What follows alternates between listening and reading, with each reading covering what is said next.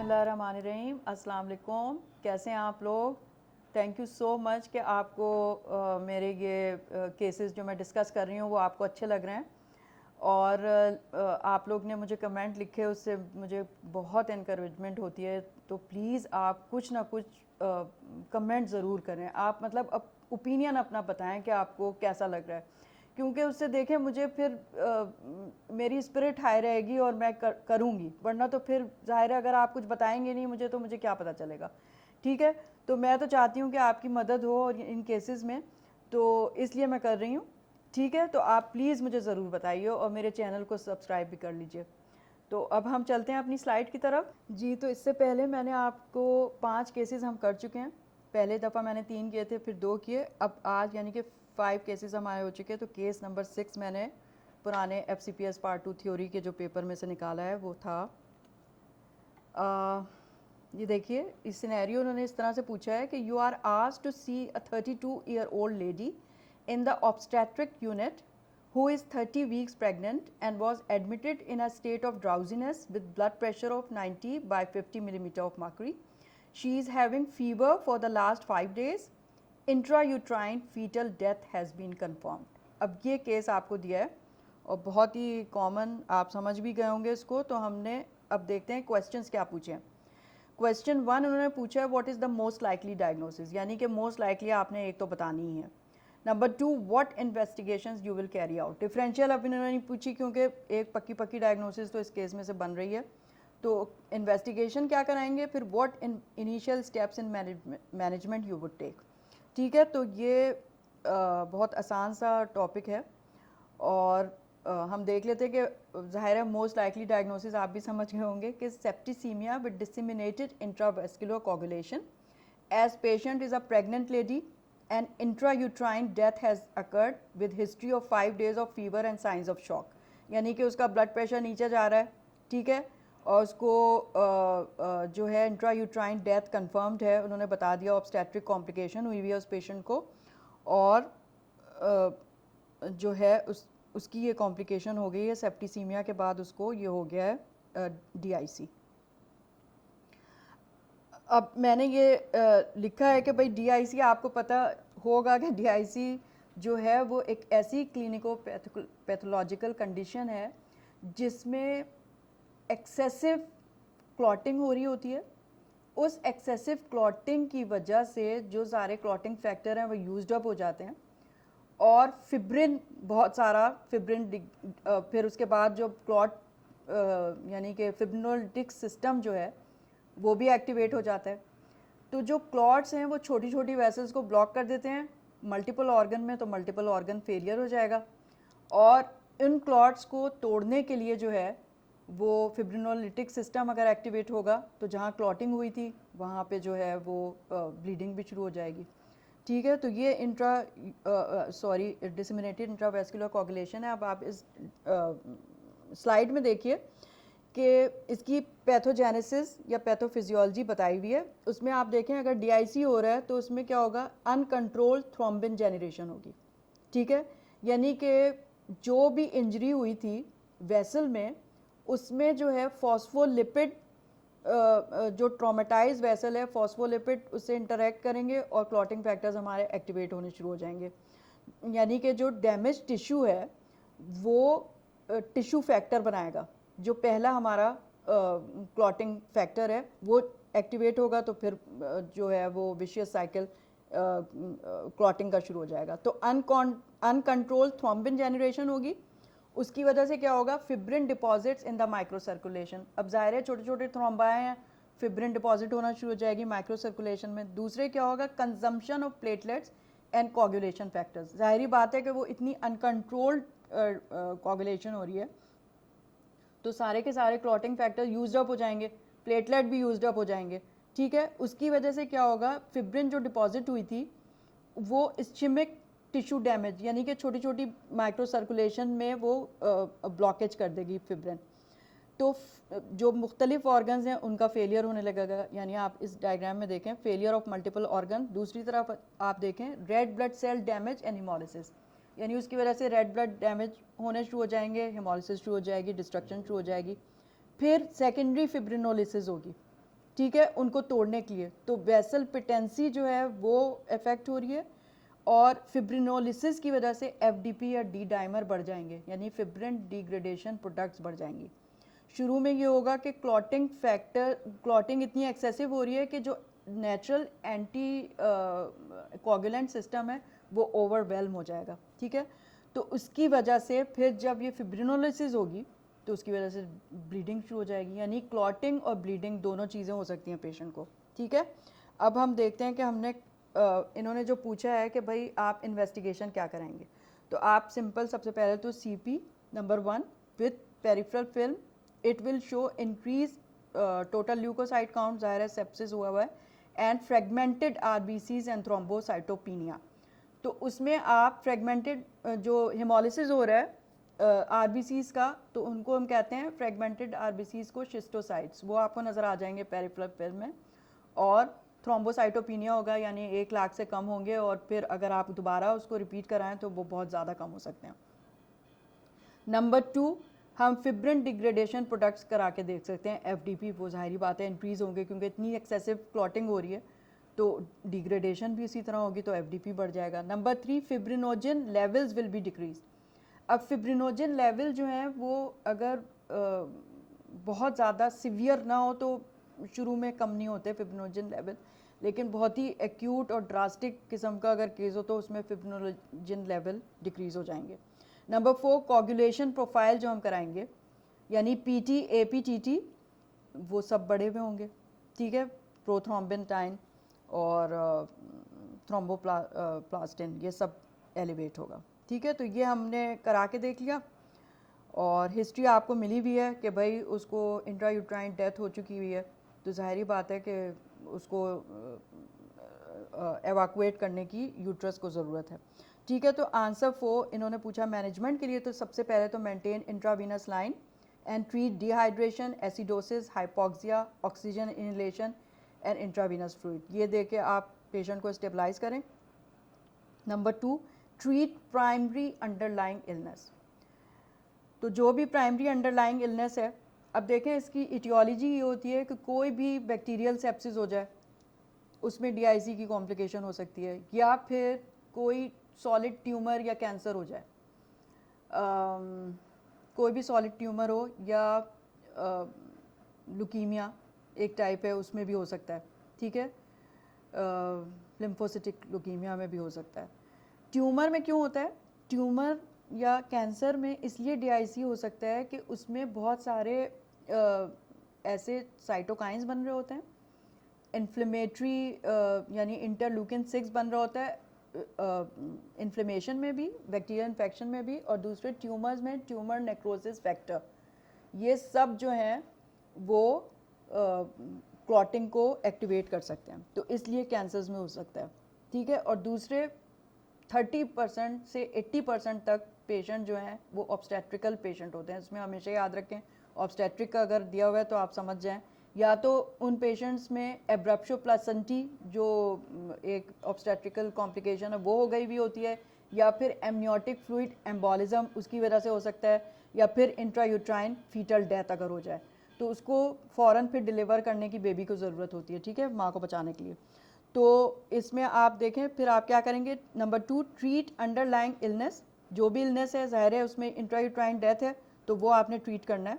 In this case when patient stabilised she should undergo D N C, क्योंकि 30 weeks हुए हैं तो डीएनसी होगी, और अगर मतलब पूरे वीक्स हो चुके हैं तो लेबर इंड्यूस करना पड़ेगा to evacuate her uterus from products of conception. Number 3, replacement therapy, ज़ाहिर है प्लेटलेट कम हो गए हैं, जितने भी अगर कम हुए हैं तो आप प्लेटलेट मेगा यूनिट देंगे। रिप्लेस फिब्रिनोजन बाय क्रायोप्रेसिपिटेट, जैसा भी उसमें होगा तो आप क्रायोप्रेसिपिटेट देंगे, या replace coagulation factors bye fresh frozen plasma. तो मतलब बहुत ही एक्यूट आईसीयू में मैनेजमेंट करनी पड़ेगी आपको। नंबर 4, इफ़ एक्सेसिव फिब्रिनोलिसिस, अगर ब्लीडिंग ज़्यादा शुरू हो गई है, पहले तो क्लॉटिंग होती है ना, अगर ब्लीडिंग ही शुरू हो गई है तो E amino caproic acid 1 gram per hour intravenously which should not be used without heparin in DIC due to risk of thrombosis. ज़ाहिरी बात है कि उसके साथ फिर हेपरिन भी देंगे, क्योंकि क्लॉटिंग ब्लीडिंग दोनों चीज़ें उसमें हो रही हैं। नंबर 5, ब्रॉड स्पेक्ट्रम एंटीबायोटिक वो तो यूज़ ही करनी है आपको, ठीक है। तो अंडरलाइंग आपने कंडीशन ट्रीट कर ली, तो इसकी बहुत हाई मोर्टेलिटी है, लेकिन अगर आप उसको सही से कर लें तो बिल्कुल ठीक हो जाता है पेशेंट, ठीक है। तो इसको आप एक तो ये केस हो गया। अब नेक्स्ट केस देखते हैं क्या है। नेक्स्ट केस है हमारा केस नंबर 7। वो भी मैंने पुराने FCPS पार्ट 2 थ्योरी के पेपर्स में जो देखा था, तो वो है, अब देखें इसमें इन्होंने पूछा है अ 31 year old man presented with jaundice and pruritus for 8 months. The symptoms varied in intensity and were associated with dull pain in the right quadrant of abdomen without fever or rigors. He had history of chronic diarrhea, sometimes with blood, for last 2 years. Physical examination revealed jaundice, a few scratch marks and mild hepatomegaly. Lab show blue ribbon 14 milligram per deciliter, litre मैंने लिख दिया गलती से, alkaline ALT या SGPT 86, alkaline phosphatase 926, ANA, ASMA, AMA, hepatitis B surface antigen, hepatitis C, they are all negative.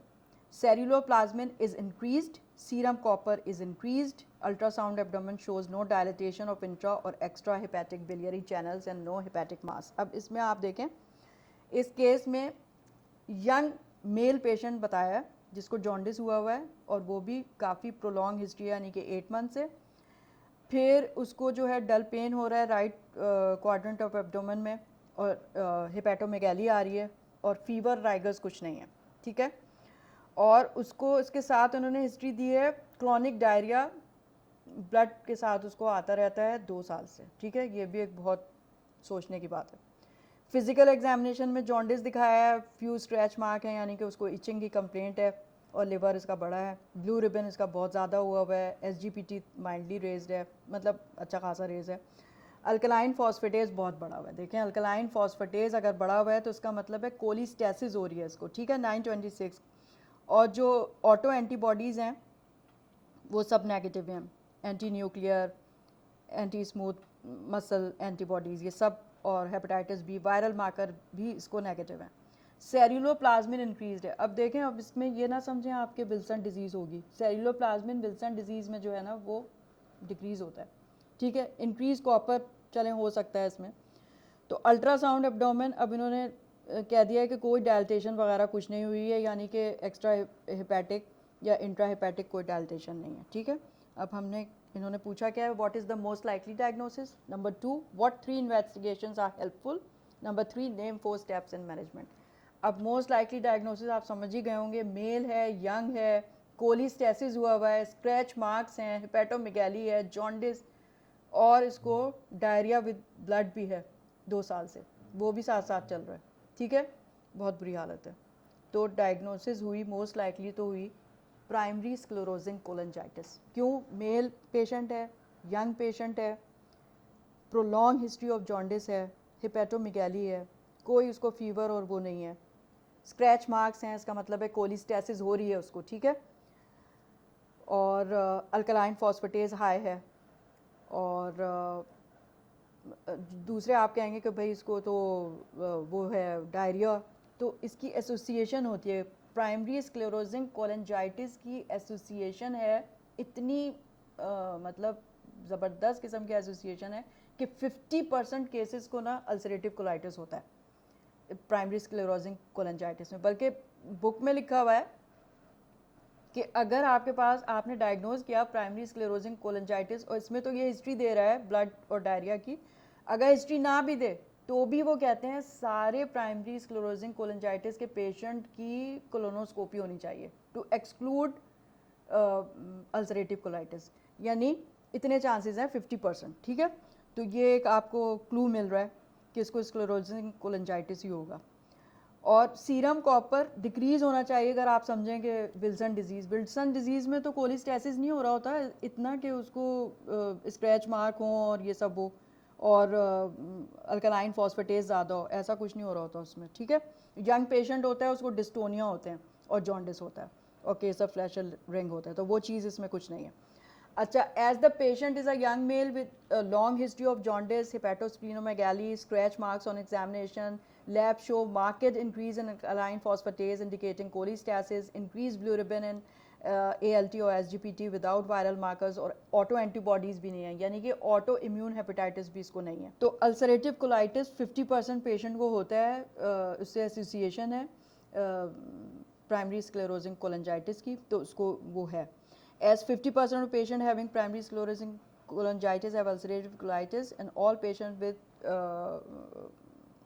primary sclerosing cholangitis should undergo colonoscopy to find it out. Serum ceruloplasmin is increased which exclude Wilson's disease. ठीक है, तो Wilson's disease नहीं है इसको।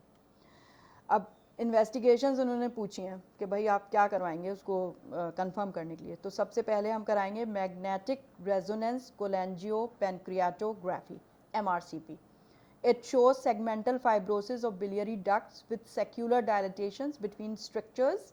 It is the imaging technique of choice for initial screening. तो initial screening आप इससे कर लेते हैं, इसमें आपको बिलियरी डक्ट की फाइब्रोसिस और बीडिंग डायलिटेशन वगैरह मिल सकती है, बिटवीन स्ट्रक्चर्स थोड़ी सी डायलिटेशन होती है।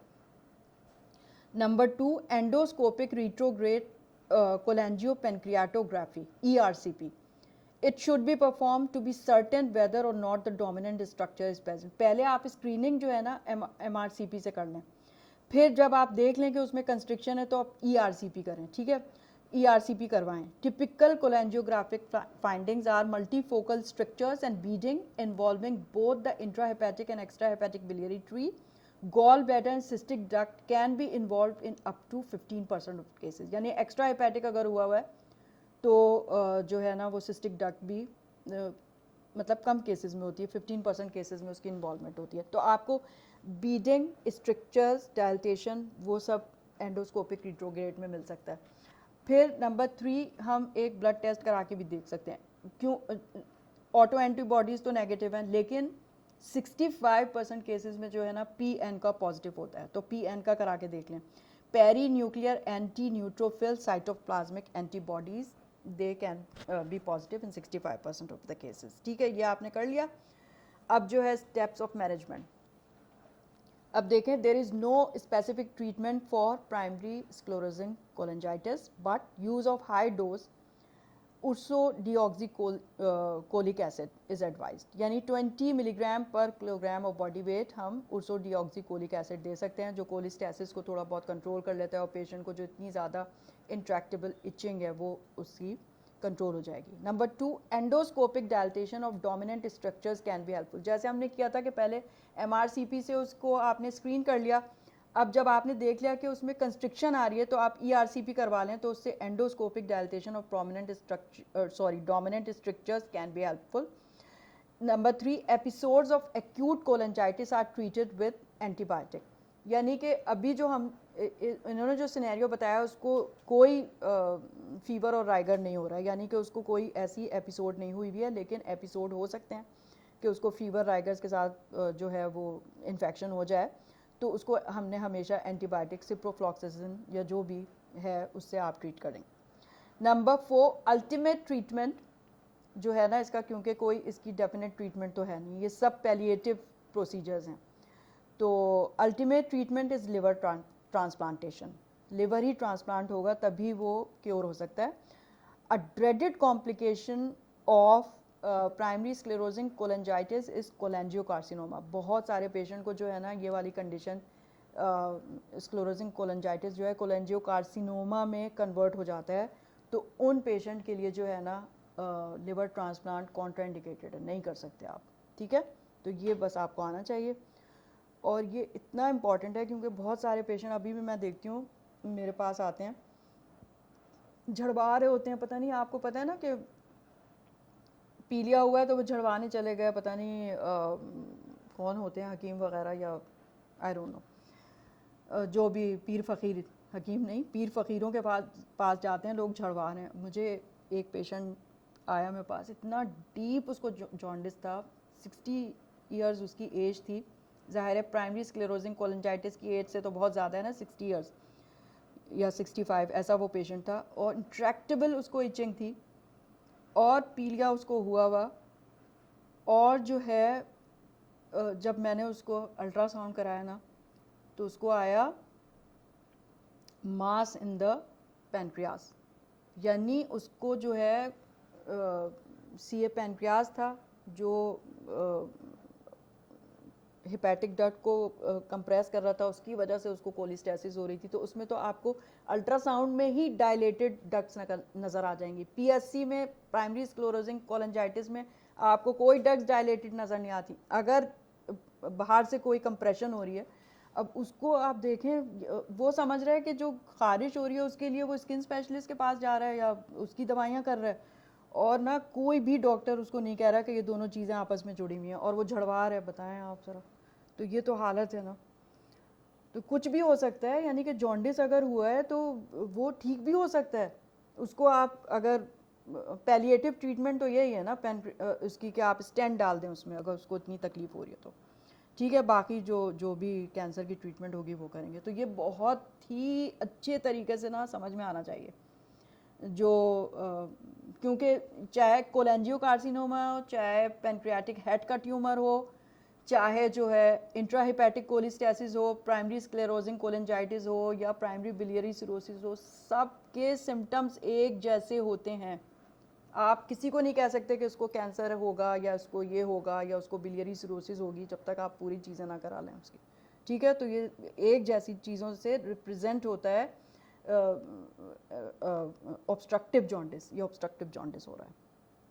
अच्छा, प्लीज़ आप मुझे ज़रूर अपने कमेंट या ओपिनियन आप ज़रूर बताइए कि आपके लिए हेल्पफुल है ये, आपको अच्छा लग रहा है, मज़ा आ रहा है, कुछ आपकी मदद हो रही है इससे, तो मैं और आगे करती रहूँ। अगर आप बिल्कुल ही मुझे बताएंगे नहीं, अप्रिशिएट ही नहीं करेंगे, तो मुझे तो कोई मतलब मुझे फिर होगा नहीं कि मैं आगे करूँ। मेरे पास बहुत सारे रखे हुए हैं और सारे मैं केस डिस्कस कर सकती हूँ, और मुझे मज़ा यूँ आ रहा है कि मैं सब कुछ, ज़ाहिर है मैं दोबारा पढ़ती हूँ तो मैं बहुत इन्जॉय करती हूँ। मैं जो भी पेशेंट अगर मेरे पास इस तरह का आता है, वैसे भी मैं पढ़ती हूँ, क्योंकि ये सारी ज़िंदगी आपने डॉक्टर आप बन गए तो आपको पढ़ते रहना है। आप देखें कितनी जल्दी मेडिसिन चेंज हो रही है, तो हर साल आपको नई बुक लेके, और स्पेशली जब इम्तिहान आप देने जाएंगे, लेटेस्ट एडिशन से आप उसकी जो भी नई वो हुई हैं ट्रीटमेंट और इन्वेस्टिगेशंस, वो सब आपको आनी चाहिए। एग्ज़ाम में वो पूछते हैं हर हाल में, लेटेस्ट इन्फॉर्मेशन आपको होनी चाहिए। अब तक की मैं दे रही हूँ आपको, 2019 का मेरे पास एडिशन है, उसी की मैं दे रही हूँ, 20 का तो अभी आया ही नहीं है। ठीक है, तो इंशाल्लाह ताला फिर आपसे इसी तरह केस डिस्कशन में मुलाकात रहेगी। Thank you so much. Okay, खुदा हाफिज़।